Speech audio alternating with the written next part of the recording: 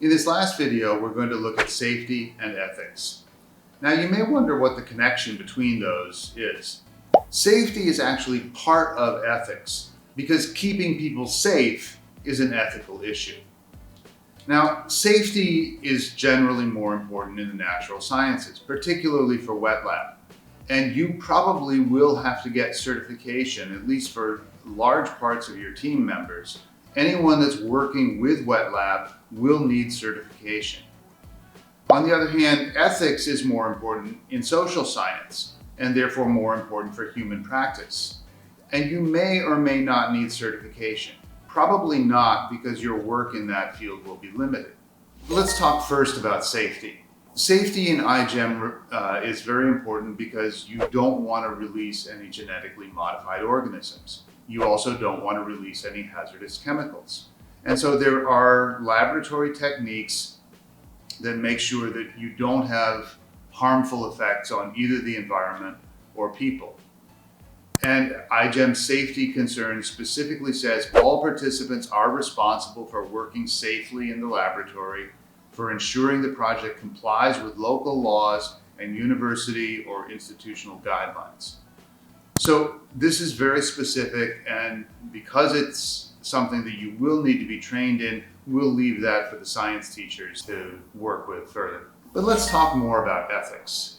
Ethics are standards for conduct, and they're based on general moral principles. There are different types of ethics. Can you elaborate a little on that? I think safety is straightforward, but ethics sometimes has thorny issues. For example, in social sciences, we are concerned about whether it's ethical to research somebody. What can they get after being researched on? So what's our responsibilities for conducting this research, and what are their rights for participating in this research?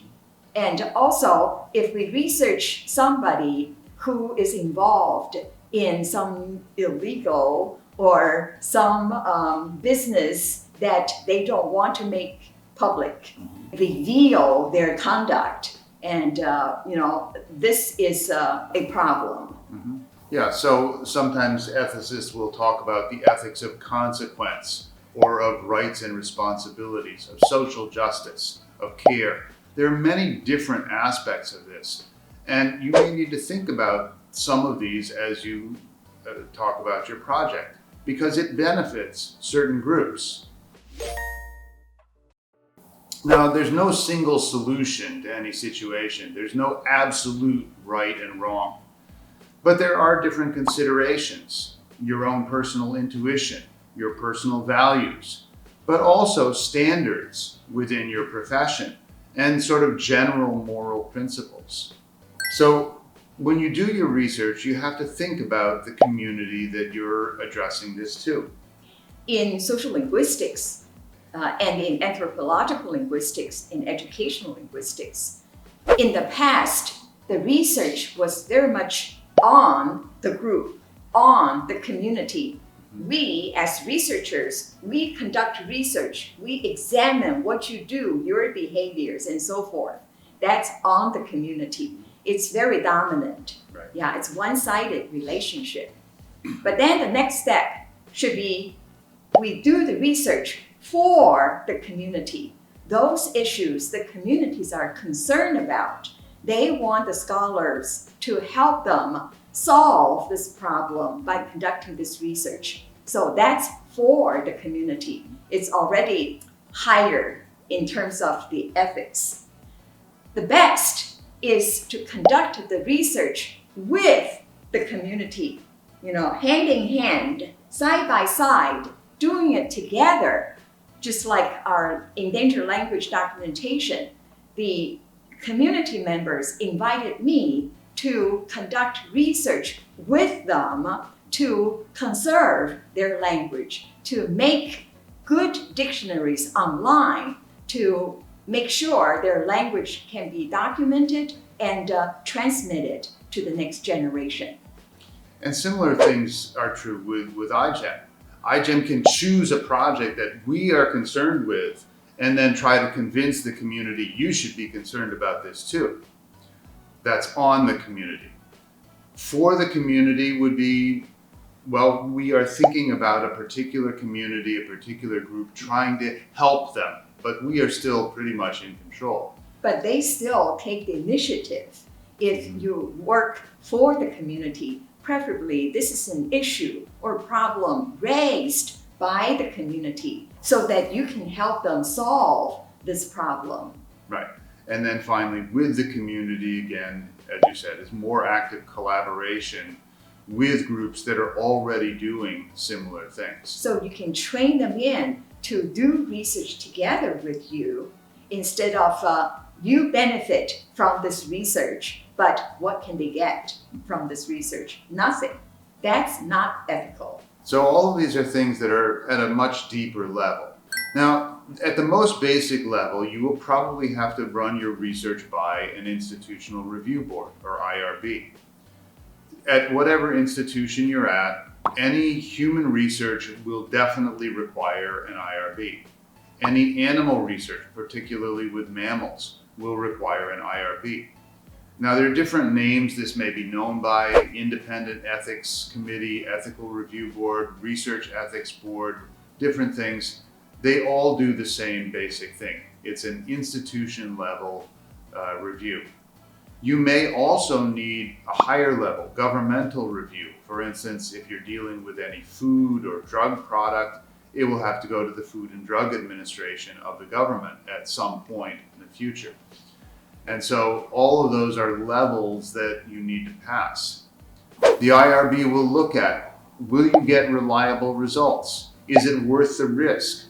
You have to show that your study is both credible, it has a possibility of succeeding, it's systematic, it's rigorous, so that it has a good chance of success. On the other hand, you have to show that it has a good chance of not being harmful to anybody. How can you minimize the risk? And again, particularly anything with human testing, you will not be able to do on campus. That will undoubtedly have to be outsourced because you and the campus don't have the qualifications and the ability to do that research safely. So again, in iGEM, there are different ethical concerns. Who will benefit from the product? That's a social level concern. The production, you may have environmental issues. Competition, fair business practices. All of these are things that you should think about as you go through your project. But there are some that are more immediate that human resources will need to deal with, like surveys and participation in educational activities. And for these, generally you need to just make sure that you follow the local regulations, whatever those are. For those of us who are doing research, teaching practice research, we have to deal with informed consent forms all the time. Actually, when we ask our students to sign this so-called informed consent form, this whole signing a document is a kind of culture. It's similar to a legal culture. In other words, as soon as they sign, some people feel, what does my signature mean? Does that mean I am entitled to something? Or am I obliged to something? Maybe it's easier for students, but when we deal with minority groups, this is really a trouble because signing something is not something they are very willing to do. Therefore, we have an alternative. If we do endangered language documentation, instead of asking them to sign this legal paper, we may have a choice of recording their verbal consent to agree to work with us together to document their culture. So if you're going and you're doing an educational project in the community at some open site, you may not have everybody sign a document, but you may do something, as you said, verbal consent or something else. whatever is required by the local community. That's what you need to live up to. And as I said, when we ask our students to sign that legal paper, the informed consent form, it shows they participate willingly. Once again, this is really a thorny issue. Whenever I encounter this problem of asking my student to sign this consent form, I was nervous. Because this is something we are supposed to do.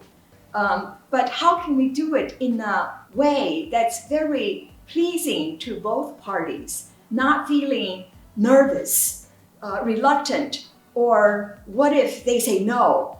What if they withdraw in the middle of the research? Right, because a student would, if the professor says, "Will you take part in this?"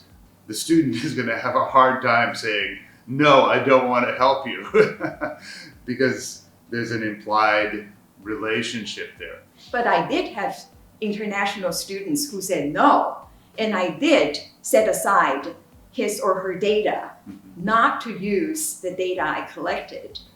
But another thorny issue is my students, some of them in the general education class are freshmen and sophomore who are not even 20 years old. So they have to ask their parents to sign this form for me. And sometimes their parents do not live in Taiwan. It's just such a problem for me when we do this consent form to meet the requirement. But it's something academic culture, new academic culture that we have to get used to. And also the other thing is when we conduct research on indigenous people, that's another issue because they may be considered vulnerable population. And it makes it difficult for us to go into the community, work with them, and we have to go around and ask the whole community to give us the consent. So as a result, some scholars choose not to do research on people, okay? As a linguist, I can do textual analysis, focusing on the text without interacting with anybody, so I can avoid the problem of IRB. But I cannot avoid it because human practices are so important. We need to learn to adjust and adapt to this new culture and new regulations. And so for iGEM, again, if you're doing educational activities that involve children, you need to make sure that the parents also are on board because they may have to sign a consent form for their children to participate in these activities. And you need to think of that ahead of time and make sure that whoever can give consent is there when the children show up for that program, or that you have gotten the consent beforehand. This then deals with personal information. How much personal information can you share? Generally in research, we try to present data anonymously, either in summary form or anonymous quotes. This ensures privacy, confidentiality, but we also need to make sure that we're not deceiving people about what we're going to do with that. Because if you lose a person's trust or a society's trust, you'll have very great difficulties. That's why I view the whole thing positively without focusing too much on those difficulties and challenges. But I have to picture this as something I need to follow in order to be a responsible scholar who does research conscientiously, responsibly, and also benefit the group and communities who participate in the research.